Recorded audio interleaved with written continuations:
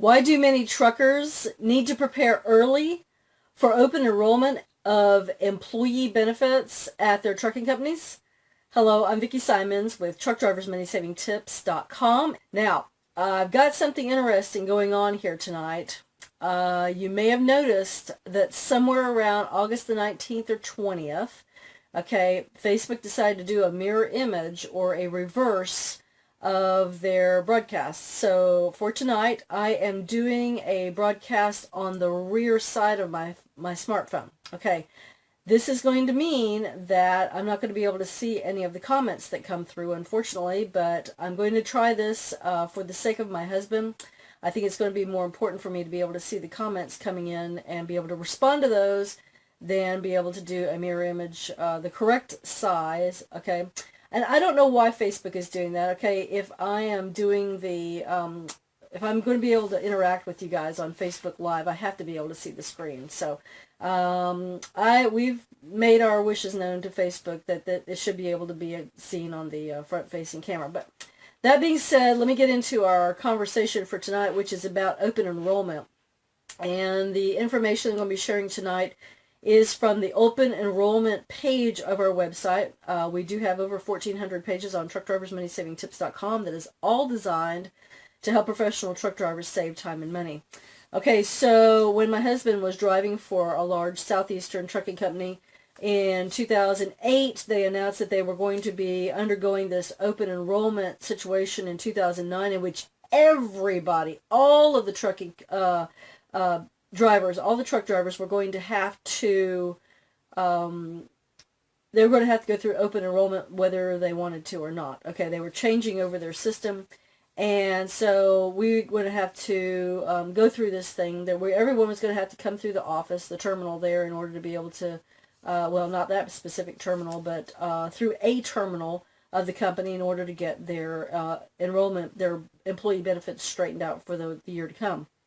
Now, the situation is, I'm personally not in favor of a truck driver being restricted to signing up for and keeping benefits one time a year. I think that it should be something that flexes as a trucker has a situation that changes in his or her family. So, for example, if a trucker gets married, okay, or if there's a child that comes along, or more than one at a time, okay, then these people should be able to be added to the benefits, okay, without any problems. So I'm not sure how that happens, but the fact of the matter is I don't like being locked into getting benefits just one time a year. I think that a trucker should be able to move and grow with his or her employee benefits as necessary. But anyway, the situation boiled down to the fact that they mailed all of the truckers, this trucking company mailed all of the truckers all this huge amount of information, you know, some sort of a packet of things that they were going to be looking at and asked to review in order to find out which of these benefits. And this is some of the same stuff that you get all the time, okay? Health benefits, dental, vision, you know, you name it, it is on there, depending upon what it is that your trucking company has prepared for you, okay? And the situation is that when the trucking company offers their employees benefits, okay, they may be chipping in part of the cost of covering those benefits, but the thing is that those plans most likely have been pre-selected for their truckers, okay? For their truckers, all of those rates, all those plans, all those options have been pre-selected for them. Now, one of the things that we don't like, okay, is when a trucking company decides who's going to be a winner and who's going to be a loser. So, for example, you could have like a single trucker. Well, the next plan up might be a trucking family. Okay, the trucker has a wife and kids. Well, what if the trucker only has a wife? Or if a lady trucker only has a husband at home that she wants to, we don't think that a trucker who has no dependents or only a spouse should have to subsidize or cover the, subsidize the rates for those who are in the families. So anyway, what we ended up doing prior to that time, and I don't remember what the time frame was now, but the situation was that we had been shopping around and we got someone in our area who is a health insurance broker. And she went shopping for us based upon our needs and was able to find some good health insurance. In fact, it was so good that when this enrollment package came to Mike and he carefully and thoroughly reviewed it, and I might add that Mike does have a little bit of a background in insurance, so he knew what some of the buzzwords were and things to look out for. But anyway, when he received that and carefully went through it, he realized that the insurance that we had through our broker was far superior than the coverage that the company could ever offer. So we went in there and we were waiting, just like a lot of other drivers, in their little lobby, and waiting for them to call us up to go in and see this benefits counselor. Okay, and the situation boiled down to this. Okay, the guy had one of these little sticky name tags on, didn't even have a professional name badge. Okay, but he did get up and shake our hands. But it was obvious during our conversation, it was terribly obvious, that Mike, my husband, knew more about the benefits that were being offered to the employees than the benefits counselor did. And that was awful. So the situation boiled down to the fact that we were going to be refusing the company offered health insurance. Okay, and that's the point. Okay, the fact of the matter is that, and going back to my original question, why do truckers need to be prepared early for open enrollment? You need to know what all of your options are. Okay, you need to know whether or not what the trucking company is offering you is worth it. Okay, when you are paying for your benefits, okay, you're going to be paying on them probably every week out of your paycheck. Okay, you're going to be paying for your benefits every pay period, more than likely.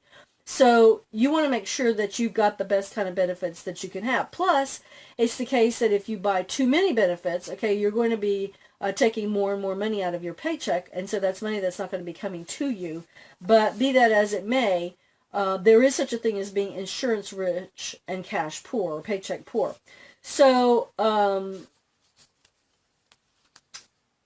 going to share some money saving tips with you from our page.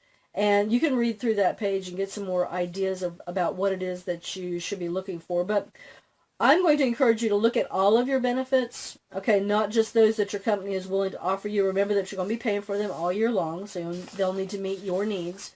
All right, feel free to ask questions, especially in understanding something having to do with your proposed coverage. Okay, if a definition, that is maybe a term that is used in the coverage, is vague in your mind, ask for help. Ask for an understanding. If you can't get the information you need, ask to speak to the benefits counselor's supervisor. Okay, and there should be somebody there on tap who can answer the question for you. All right, carefully consider all of your deductible options. The lower the deductible in general, the more expensive the policy. Vice versa, the higher the deductible in general, the less expensive the policy. Explore other ways that you can lower your premiums.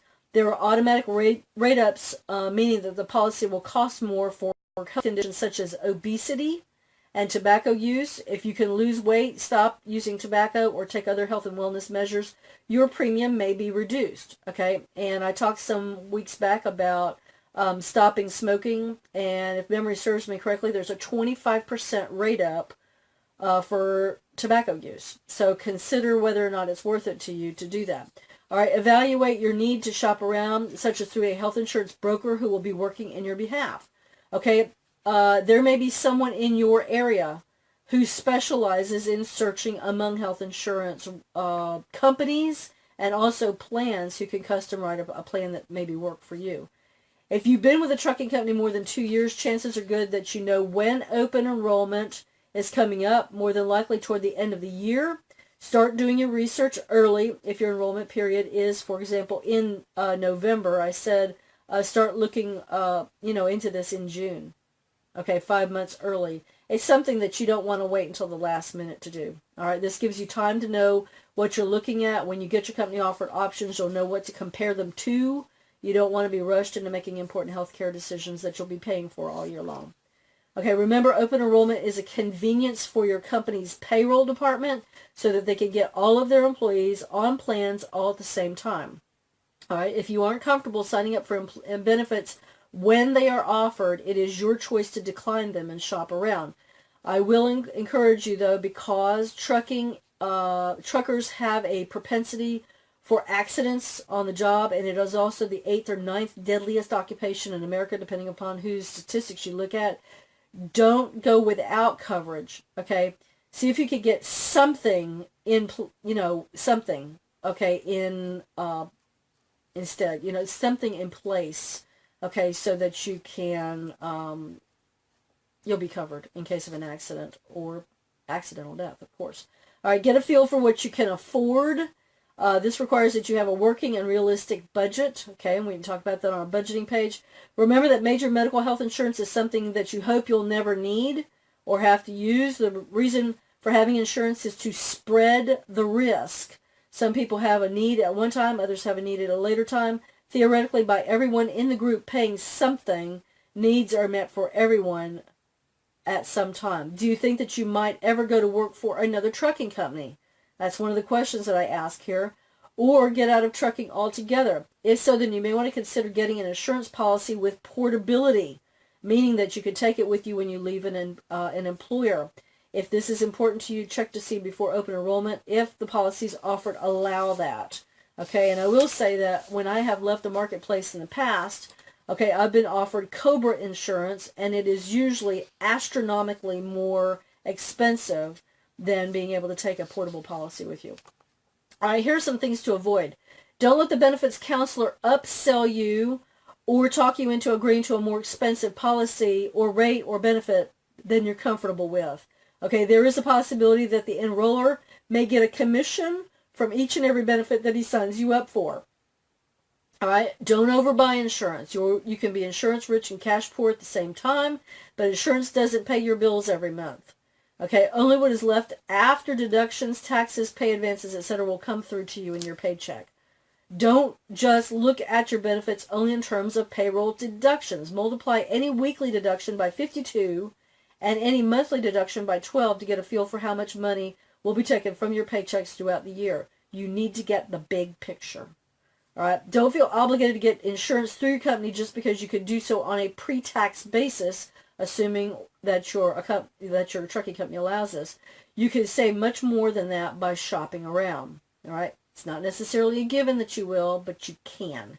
All right, what about the potential government-run health care? All right, I'm not even going to go into this, but the fact of the matter is the Obama insurance is not free. Okay, there are people who have this Obamacare or whatever, and they're paying for it every month. Okay, and now that the penalty is kicked in, at least to my knowledge, we've never paid that penalty because we have health insurance. But the fact of the matter is, if you don't have it, you're still going to pay something. So, as our health insurance broker has said, a government big enough to give you everything you want is big enough to take everything from you take from you everything that you have. All right, let me quote that again. A government big enough to give you everything you want is a government big enough to take from you everything you have. So, that being said, this is Vicki Simons with TruckDriversMoneySavingTips.com.